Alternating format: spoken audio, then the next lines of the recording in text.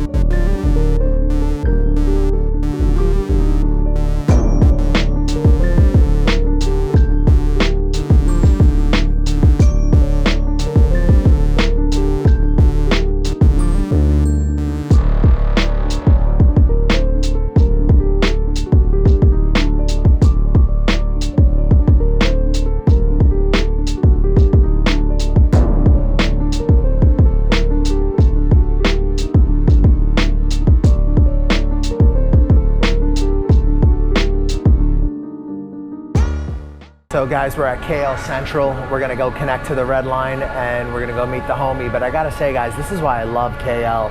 After so many years of living in Saigon, this infrastructure, you know, metro system, fucking escalators, you know, sensible ways to cross the street. I mean, it just makes so much more sense to me. Anyway, guys, we're gonna go hit up the station, get another ticket. We just jumped off the green line and now we're gonna get onto the red line. And I guess we'll show you how it goes, and we'll head over to Bangsar.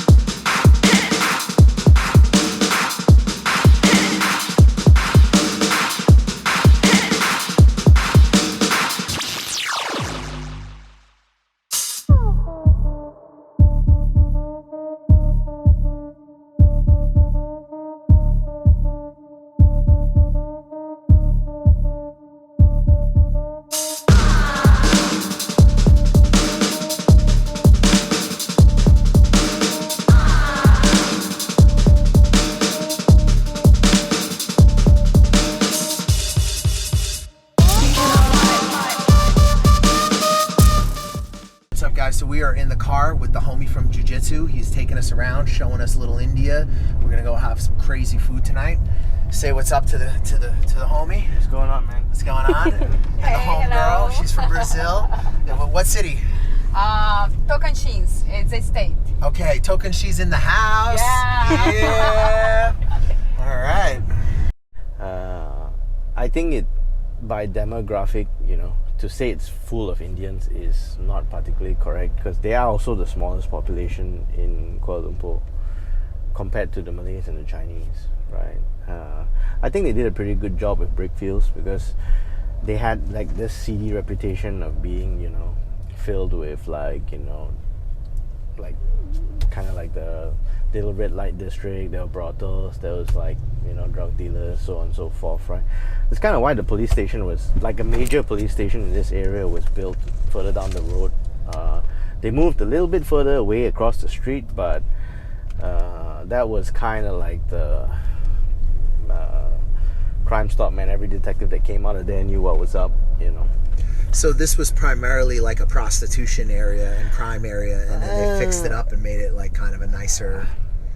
It was culturally Little India, right? Like there's a school around here, but it was really funny. It was a culture shock to me as well, because if I didn't take a job doing like random gigs, putting up stickers, right, I would not have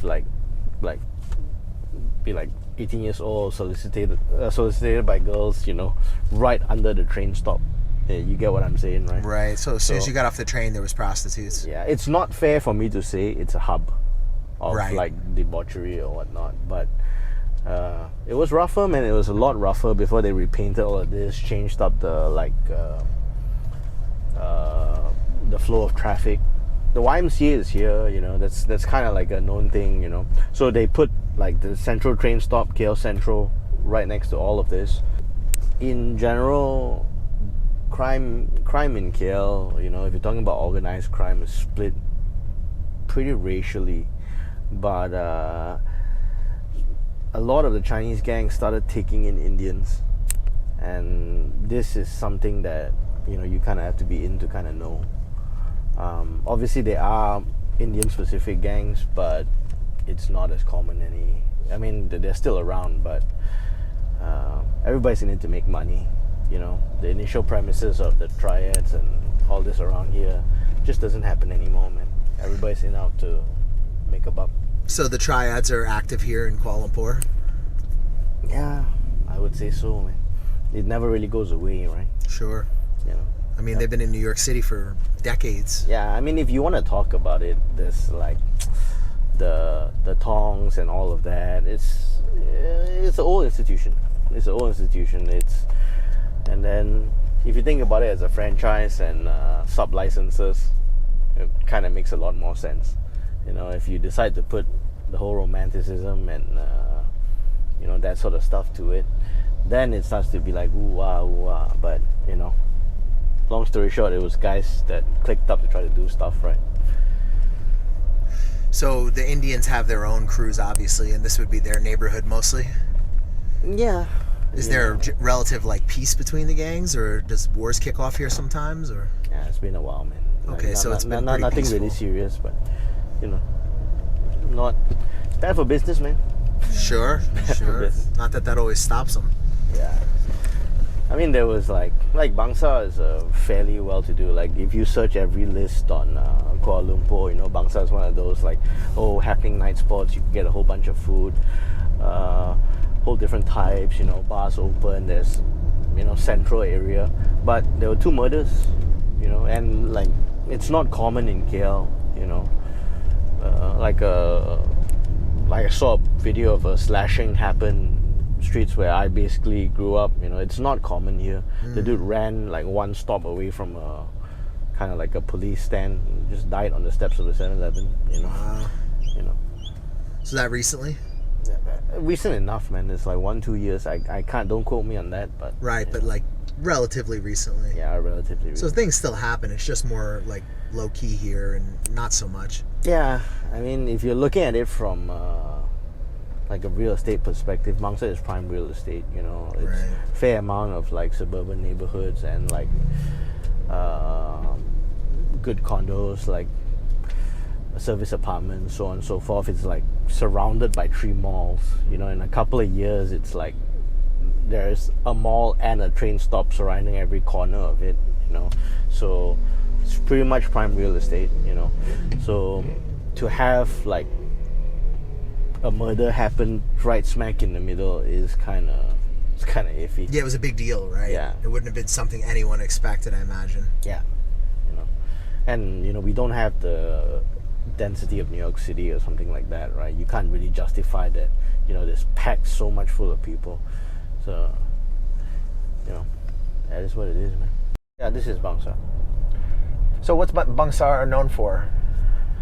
Well, the nightlife it's kind of a neighborhood a lot of people stay at, but there's a fair amount of nightlife and shop lots around here. So it's known for its nightlife, but its accessibility, because it's like a stop away from Damansara Heights. You know, you're next to Mid Valley. Yeah, Very close to KL Central. very close to KL Central. So yeah, that's what I mean by accessibility. Was this the Monarchy you went to the last time you were here? I went to the Monarchy that was downtown, I believe. Right. Is there a Monarchy Jiu-Jitsu over here? Or? Right here. It's right up here. Oh, okay. No, I think the one we went to was in the city center. Is there more than one? There's 3. Then that makes Three sense. Monarchies, Yeah.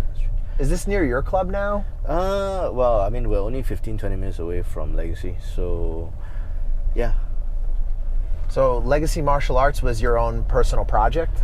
Yeah, Legacy Fighting Arts was my project. You know, I wanted to have a place where all my buddies could shake off the COVID haze. You know, guys I knew who were passionate about teaching, about training. You know. So this is a very cool looking neighborhood. I mean, right off the bat, just as an outsider, I'm seeing lots and lots of restaurants, shops. Yeah, so this is where I'm planning for us to have dinner, Nawana Maju. Oh, I'm in. Yeah, so this is don't quote me on time, but it's definitely been past a decade, 15 years. So this stretch is kind of, it's the stretch in Bangsar. I see. Yeah. So is this is where you come to see and be seen? I guess so, man. Depends who wants to look at you. Well, I am one pretty motherfucker. Yeah, no doubt. Look at that. You got Japanese food. Yeah, this looks like a really happening little neighborhood. Yeah, I'm gonna go park the car and then we'll continue on foot. Sounds like a plan. Yeah. So it's like a local nightlife spot. Yeah, it's That's definitely cool. a localizer, but there's a fair amount of expats. That's kind of why a lot of people say that there's spots, but where do you get bars where locals and expatriates can hang out together? That's here. Yeah. That's here. cool. That's here. I mean, you have Changkat, but Changkat is kind of a bit more seedy. So how do you pronounce it? Changkat? Changkat. That's right by. By me, right? Yeah, right by you. Yeah, on the map it looks like it says Chow Kit. Changkat. Changkat is another place. Changkat is another. Oh, they're different. Yeah, it's different. Oh, okay. Changkat is kind of the place known for a lot of nightlife. There's a lot of pubs, a lot of bars, clubs, things around there. So this is one of KL's like bigger nightlife areas. For sure, but it's more catered towards this area. Right, Yeah. sure. Because KL is so big and sprawling, there's got to be more than one nightlife area. Yeah, I don't necessarily want to go to some place where I got to deal with a whole bunch of drunk other dudes who's in for just in for the weekend or something like that. Yeah, I hear right? what you mean. Like so is there a bridge and tunnel equivalent for KL? Well, what do you mean? So you know how in New York we have like bridge and tunnel, like people who come in from New Jersey or Long Island, and like generally everybody in the city hates them. Is there like an equivalent of that here? Like, I wouldn't say so. I wouldn't say there's an exact location that caters to this population, but right. Bangsar is about maybe as melting potish as it gets. Like we have Ronnie Q's. Ronnie Q's is kind of a Bangsar institution. Probably one of the oldest bars in Bangsar in itself. You probably can't see, but that tiger sign right below it, that's Ronnie Q's. I see the tiger sign. Yeah. I'll be a little far for the YouTube people to see it, but Yeah, let's. You're not probably hungry right now, right? no, I'm not starving. Yeah, so let's go for a walk. Yeah, let's go for a walk. Take me on a magical journey into Bangsar. Yeah, let's do it. It's a magical mystery tour. Yeah, so this truck is an institution. It's we locals kind of call it Nasi Lemak Ganja, because there used to be like a food court-ish center right here, and they were catering to Nasi Lemak right before there was this like shop lots and stuff here. Wow, cool. So this is one of the many nightlife areas, but this is one of the ones you say is better because it's a mix of expat, local. Do tourists come here or not generally? They do. I mean, Bangsar is, like I said, a very centralized spot, right? But there's a lot of bars that's opened up, like the past 1 or 2 years. It's just not been.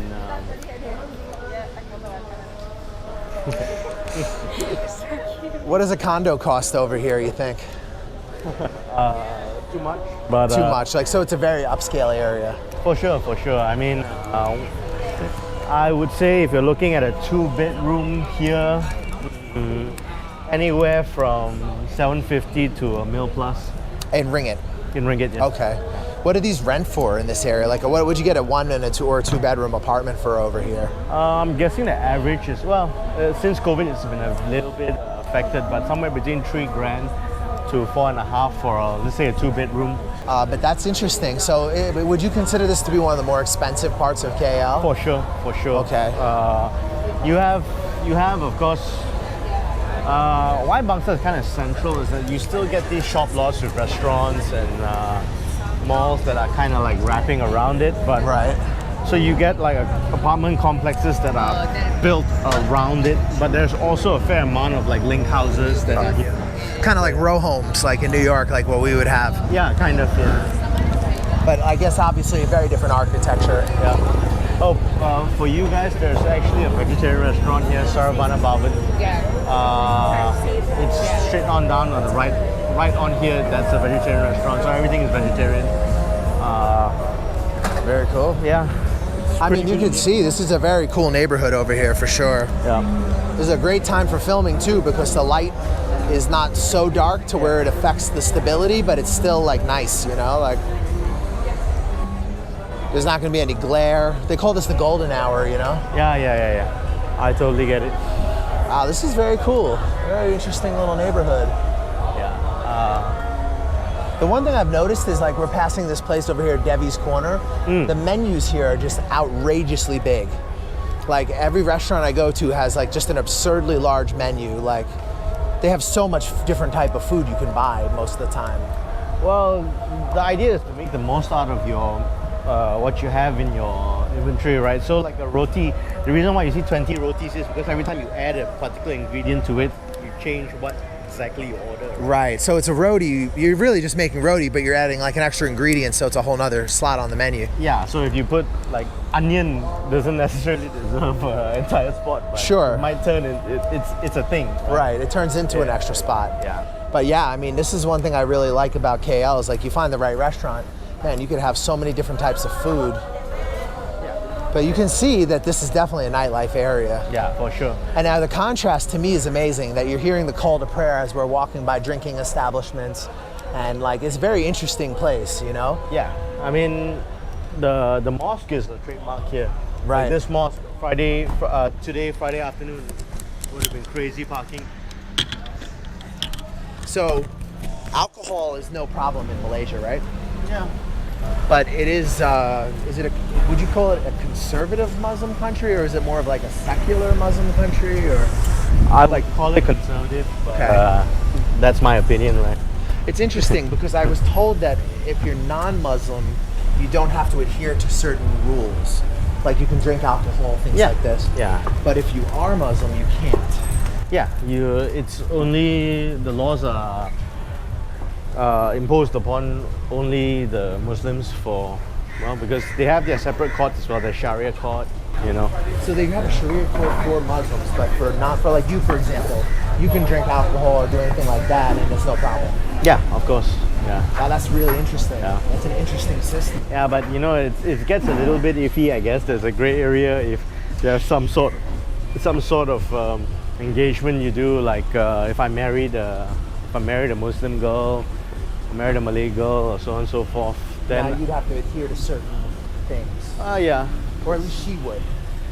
we both would. You We both both would. would. Oh. Technically, then I would fall under that realm of law. Yeah. Interesting. That's what I mean. This is what's so wild is we're walking around these bars and these drinking establishments, yet a whole segment of the population would not be allowed to participate in this.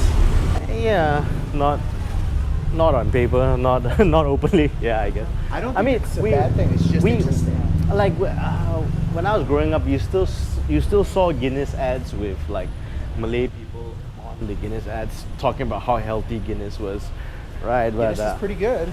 it is good, man. I'm a big fan of the Guinness. Right. You have Irish heritage? I'm half. I'm Irish and Italian. Very common mix in New York. Yep. You know, Irish Italian, Irish Puerto Rican. You know, it's very common. Italian Puerto Rican, Italian Russian. I mean, we really have it all. I met a girl who was Chinese Italian. Yeah, no. So I mean, you know, only in New York do you see this kind of thing.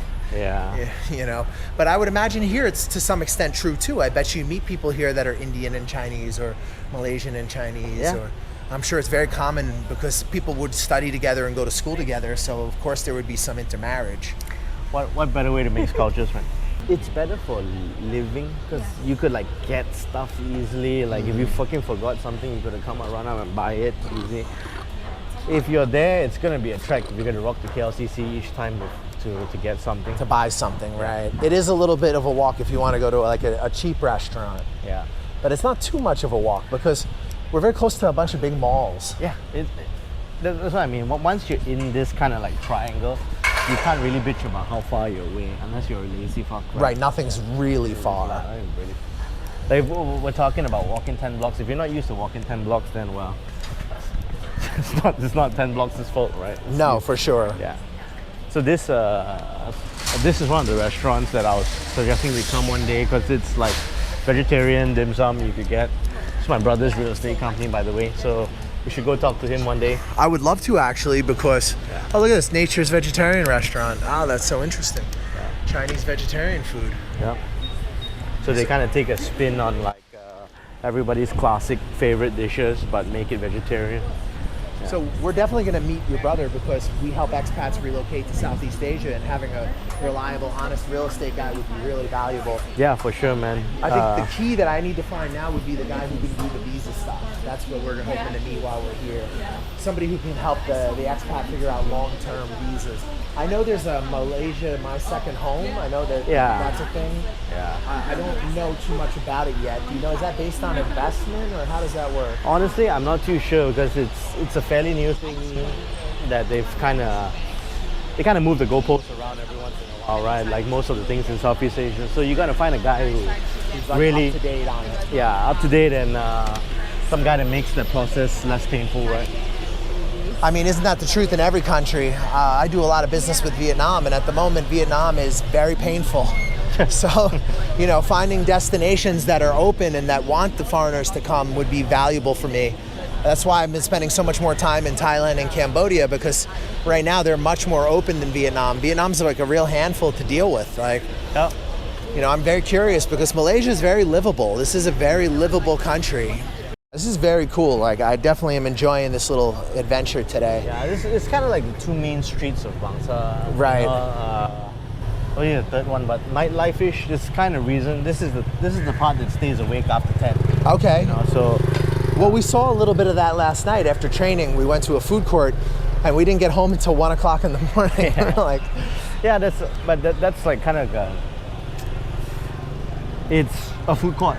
Like goes on after late. You know, if we drive to further areas like SS2 or there are areas we have big food courts and they're open for that. You know, the crowd that wants to show up at night and have a bowl of noodles at 2 in the morning. You know, is that very much like Malaysia style, like kind of chilling at night? I've noticed people playing soccer at like 1 o'clock in the morning. Besides, you know, from my building, I'm on the 35th floor. I can see this huge soccer field, and at 1 o'clock in the morning, everybody was still running around and doing their thing. Yeah, I mean, I would say having the habit to stay up late and do whatever you want to do with your friends is definitely part of the culture. I wouldn't really call playing football lepak, but lepak is a term that, you know, we would say, you know, it's kind of like hanging around, like chilling out. Seeing your friends, that makes a lot of sense. Yeah. I think it's probably has a lot to do with the weather. Yeah. Because during the day it's so ridiculously hot. And then at night it's so pleasant. And it's a lot like in Thailand, they have that night market culture sort of. Yeah. So I mean, if we are talking about the Malay race, right? You have, you know, that whole Majapahit Empire thing where the Filipinos are considered Malay, Malays are considered Malays, I guess, you know, Indonesian, the Thais. Now I've heard that. I've heard that most Filipinos originally came from Malaysia like a long time ago, like maybe 1,000 years ago or something like this. Technically, right? they should still be identifying as Malay. Okay, really? Right, so, okay, yeah. so they are Malaysian, really. They're Malay. That's the Malay race. Right. Malaysian is what you call people from The Malaysia. nation, Yeah, the right, nation, right. But their cultures went off in a completely different direction, obviously. Yeah, at that point in time, pre-Islam, you know, Right. all that sort of stuff. Well, that's a country I really want to get over to. So is this a known mall over here? Is that a... For the neighborhood, it's kind of like a neighborhood mall. You don't really get like a Louis Vuitton here or something like that. Okay. But you know, so it's kind of reason why Bangsar is can charge this for rent, and you know, right. I it has see. the convenience of having a mall. Sure. There's retail outlets. There's places to eat and stuff. Well, that is a staple of Southeast Asia, is the shopping mall. Every country, the mark of development is that they build their first mall. Yeah, because it's fucking hot. It's hot. Right. Yeah, exactly. Like, it makes so much sense, because I generally don't like malls, but then here, with the climate the way it is, it just makes a lot of sense. Yeah, I mean, comparatively speaking, if you're comparing it to a strip mall, I mean, you've been to one strip mall, you've been to every other strip mall. Yeah, right? pretty much. Yeah. Pretty much. So but guys kind of judge the value of neighborhood due to proximity to a mall, because you could get shit done. Right. They'll usually have some kind of a supermarket or cafes or air conditioning, this type of thing. Yeah, It makes a lot of sense. Yeah. It's a Southeast Asia staple, really. Yeah. I mean, Bangkok kind of goes all in on it. Yeah, for they've sure. got some real crazy malls there. Yeah. So if you guys are interested in seeing some malls from Bangkok, check out some of our Bangkok content. We cover some of the bigger malls in Bangkok also. What's the biggest mall in Kuala Lumpur? I think in regards to size, it probably would be either Pavilion or One Utama. But that's in regards to size, right? But yeah, it's not too far. Like, it takes about 15-20 minutes, probably 20 minutes to get from one to the other. And those are both big setup, Big malls. big setups. Okay, big cool. setups.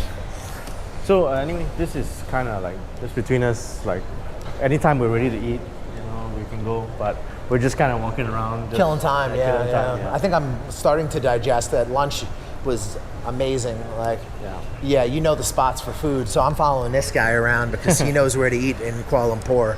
Yes. And I'm definitely looking forward to, hopefully we can do a couple videos together while I'm here, because I think, man, you are like the master, like that food court you sent me to was, last night was the best meal I ever had, and today was off the hook. Yeah, I think if I was to explain Southeast Asian food, is you don't have to find a soul food spot, because eating is soulful. Right. Right. So you kind of have that feel-good factor of that dish. Right. If you ask locals, they'll have their own noodle guy, their own rice guy. If the noodle is not on point today, you don't take it personally. Right. Probably auntie's having a bad day. That's your spot. Yeah, that's your spot. You're loyal. Yeah, You're loyal to your spot. Yeah. So, guys, don't kill me in the comments if you don't agree. Yeah. This is just one guy's opinion showing us his favorite places. But if you do think there's a place that's better than what we're showing you, please leave us a comment and tell us about it, because we want to know. We don't know anything. We don't pretend to know anything. We're just following this guy around. Yeah. So if you want to look for me, it's not too hot. Yeah, come check out Legacy Fighting Arts. Very nice club, very welcoming. Everybody's very cool. If you're into learning some Brazilian Jiu-Jitsu, do you guys do any striking? Yeah, we do Muay Thai. There's Peter Shakali, Filipino martial arts, and we do judo. Pretty good, healthy judo program. Yeah. That's great. All right, so the homie, you got a mutton curry, right? Yeah, mutton varuval. So it's a dry mutton. So like a dry kind of, is it a masala curry, something like that? Yeah, dry mutton curry. Okay. So it's varuval is known to be dry. Okay. Yeah. Okay. Yeah. And this is the spread so far, guys. I think there's more coming, right? We have a couple things. Yeah. So normally for banana leaf, when you order a set, it'll come with everything you see on here. So either they'll give you biryani rice or white rice, that's your choice. And then you order additional dishes, additional protein, or so on and so forth. Okay. And what else do we have coming? You guys have fish and squid. Squid's kind of like a local favorite. This is going to be pretty bomb, guys. I'm excited. You excited? Yeah, I'm looking forward to it. Let's see what's up. All right, so now we have the fish curry and the squid. I see. Squid, yeah. So this is the squid. Chicken and fish. Chicken and fish. Chicken and fish, So, okay. Yeah, please. Okay. Guys, look at that. That is absolutely incredible. I'm gonna help you out, alright? Yeah, please do. Show us how to do it. Yeah, make for this part of the show.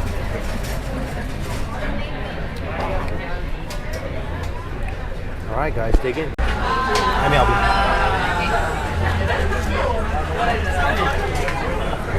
Ah, beautiful. Thank you. Thank you, thank you. Wow, this is so good. What does it taste like?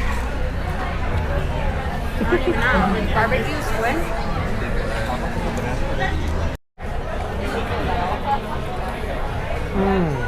Holy shit. That was really good. Isn't it? It's like almost like a fried calamari, but like a little spicy.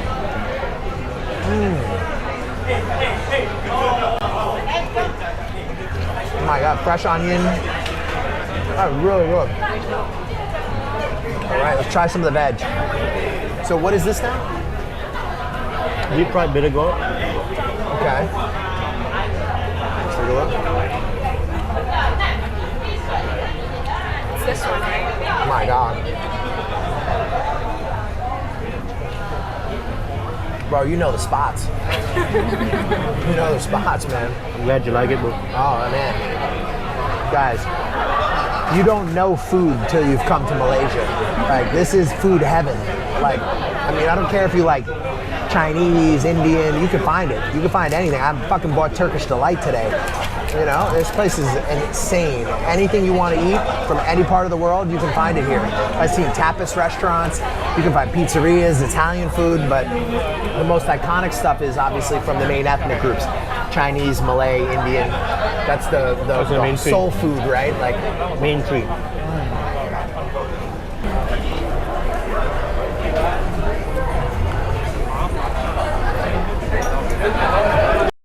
this is definitely one of the best banana leaves I've ever had. I've had this kind of a dish before, but never quite like a spread like this. Can you tell us a little bit about like how this cuisine works? Well, I mean, in Malaysia, and I'm sure in many other parts of the world, everybody will have their own banana leaf favorite spots, right? It's just like everybody's favorite bodega. Sure. But initially, it starts the same. There's a banana leaf and a central portion of rice. And then the amount of dishes that come with it, they just depend on the restaurant, right? So there's some like vegetarian only banana leaves. They come with spectacular spread of vegetables and tofu, paneer, and so on and so forth, right? Wow. But so I guess what you're judging essentially is the quality of how well the curry is in and the dishes, the consistency of the dishes that come, right? The proteins, this is kind of like you're gonna highlight whatever you're gonna need to be able to put in. This is the cherry on top. Right. So right. yeah, in general, banana leaf most anywhere works the same, but I guess there are variances because some places you can go, there's like 6 vegetables. Okay. So texturally, you get a lot going on. It's not like a one-dimensional dish, right? Where you get. No. And I guess the excitement in banana leaf is that you kind of taper each bite according to what you want to have. Right. If you feel like it's a little bit more refreshing, you get a bit more cucumber. You know, if you like a little bit more grease, you know, put some fried stuff on there. You know, you can crumple. That's what the papadum is for. Right. You can eat it separately, or you just crumple. Now you have an entire texture component over what you're eating. You add a little crunchy to the rice, kind of. Yeah, kind of. You know, right? So it's really on to you. So I guess banana leaf is how you can test how well your palate is, right? If I'm some guy that likes, I'll add an onion component to my bite, and it's a totally different bite from yours. Sure. Right. But somehow we like it, right?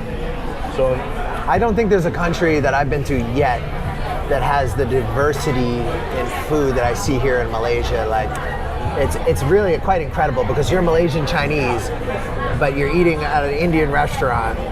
You know, I mean, and then you'll see Indian people eating Chinese food and Malay people eating Indian food and eating Chinese food, and every group adds its own little influence to the cuisine. yeah, I mean, food is food, right? But Sure. The culture of sharing food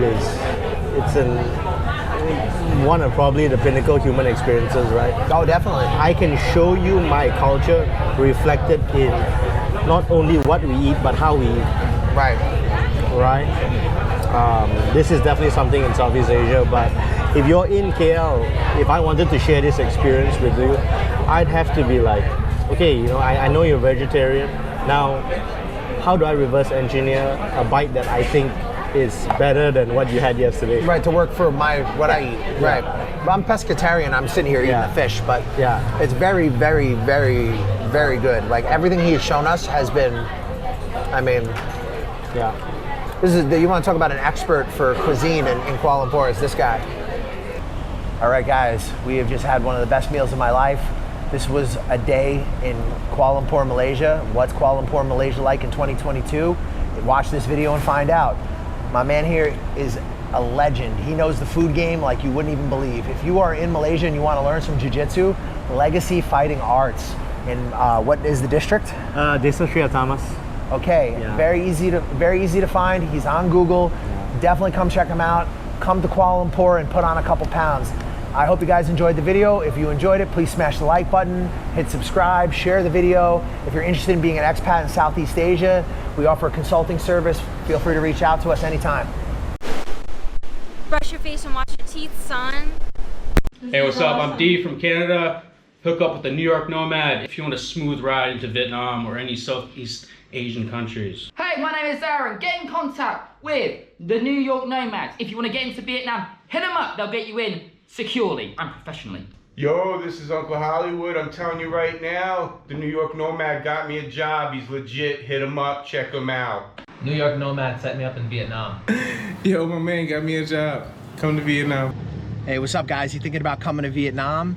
You're not sure where to start. You've heard a lot of things online. You don't know what's true. You don't know what's not. We offer a consulting service where we help you get on your feet in Vietnam. We give you advice on negotiating contracts with employers. We help you with real estate agents, visa agents that are reliable and that you can trust. We help you get started in this amazing country and get on your feet. We help you get into different opportunities that might be more difficult for you if you were just landing in the country on your own. And we help you avoid a lot of the pitfalls and problems that you could have as a newcomer here. We provide you with reliable job recruiters, visa agents, real estate agents, and advice. If you guys are thinking about coming to Vietnam, hit us up for a consultation. We'll help you get started, help you get on your feet, and hopefully you'll love Vietnam as much as we do.